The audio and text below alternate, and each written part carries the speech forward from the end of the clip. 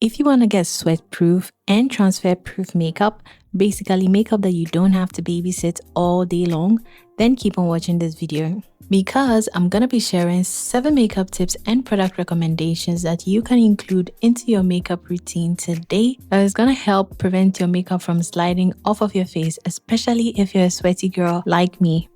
Hi berries, welcome back to the channel. So we're going to quickly start off by sealing and setting our brows.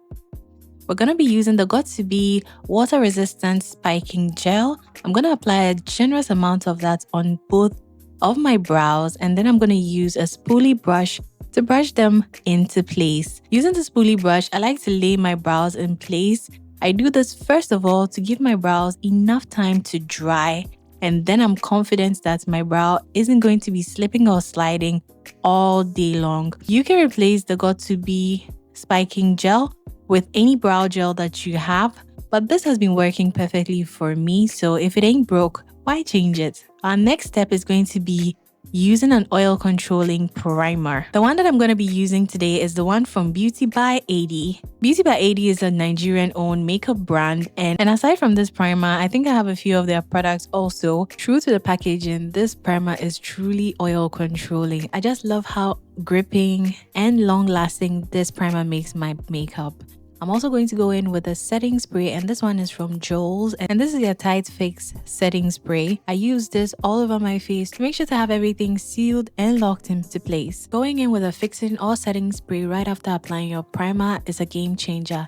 You guys can try it out and let me know how it goes in the comment section down below. So hopefully you guessed right, I'm going to be going in with the Danessa Myricks Yummy Skin Blurring Balm in the shade 9. I'm going to be applying that on the perimeters of my face using the applicator that it comes with. I'm also going to be going in with 2 concealer powerhouses, which is the Tarte Shade Tape Concealer and my Fenty Beauty Pro Filter Concealer.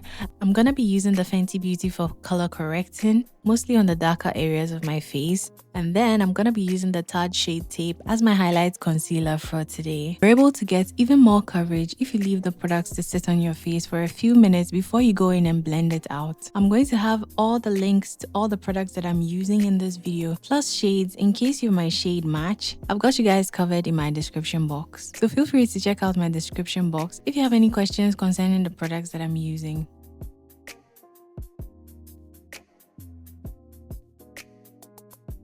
To contour my face, I also went ahead to use my Made by Mitchell curved case in the shade Deep. And I used the darker shade in the palette to contour my nose and the perimeters of my face. I also went ahead to use the orange shade in the palette as my blush.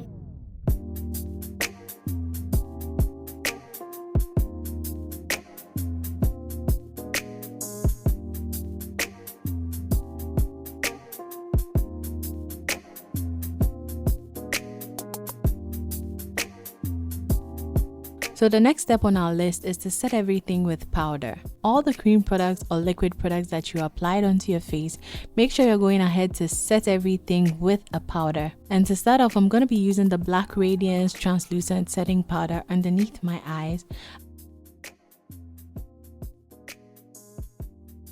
I'm going to lightly set my under eye after tapping off the excess powder, and then I'm going to go in to actually bake my under eye. When it comes to baking, you're going to be using a little more powder than usual. You're going to have some excess powder sitting underneath your eyes. This is amazing for oil control. Don't be afraid to go ham with your powders.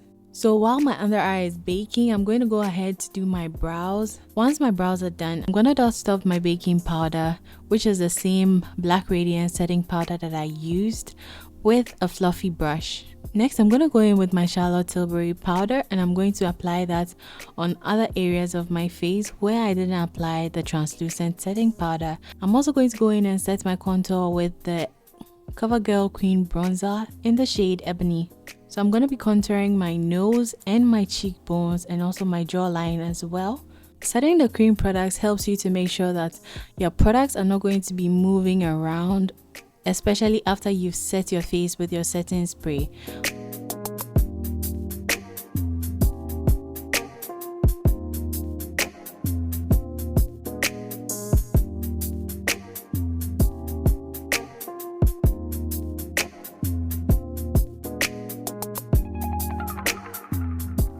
If you're a sweaty girl like me, you know for a fact that your lip products are one of the first to slide off, especially after meals.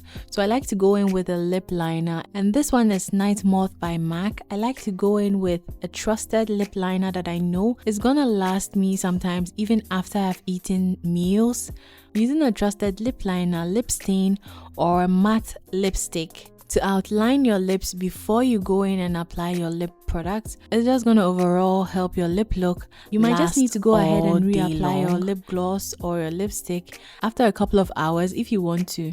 But yeah, since I started making sure to always line my lips with a lip product, I can't really remember the name of the lipstick that I'm using today, but I'm going to leave it linked in my description box down below. I know it's also from MAC. I'll leave it in my description box down below. So my next and favorite step is melting and setting spray. So first of all, I'm going to be going in with my Mario Badescu setting spray, and this is going to be my melting spray. This is what's going to melt my powders together just to make sure that my makeup isn't looking powdery. And then I'm going to go in with the Joel's Fix It setting spray again, and I'm going to use a generous amount of this, and I'm going to go in with my fan. I love this fan so much. It's such a helpful tool when you're doing your makeup to have a fan on hand, either the one that you can open up and use manually, or this fan, a small fan like this, works perfectly.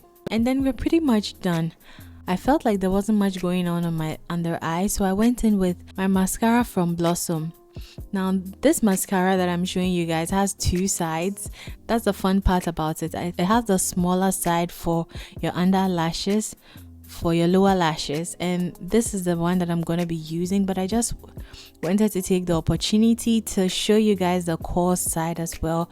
So it's listed as a fine side and a coarse side, so those are the two sides. This mascara is also waterproof and long lasting, so it's amazing and it's a great bang for your buck. So guys, don't say I never did anything for you. Check out, make sure to incorporate at least one of these techniques that I've shared in this video, and it's going to help your makeup last all day long, especially if you're a sweaty girl like me. I really did enjoy filming this video for you guys. If you enjoyed watching it, leave a huge thumbs up, subscribe to my channel, and I'll see you guys in my next video. But until then, stay safe and stay blessed.